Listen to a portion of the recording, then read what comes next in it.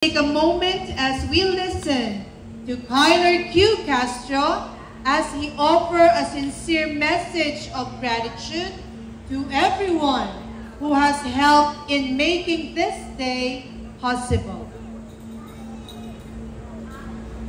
Palakpakan naman natin si Kyler.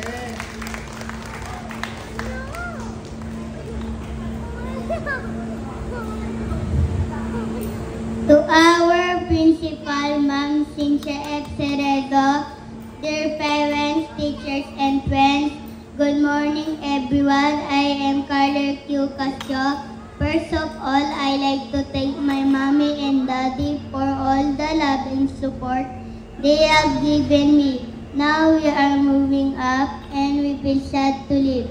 On this occasion, I represent all the kinder movers to express our gratitude to our advisor, Teacher Joyce.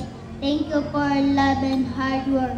We will continue to strive even harder in order to become better in the future.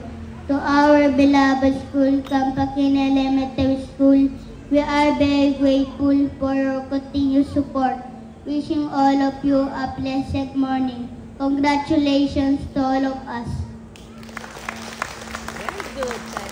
Okay, once again, congratulations to our kindergarten completers. To sing the completion song entitled Pangako, may we request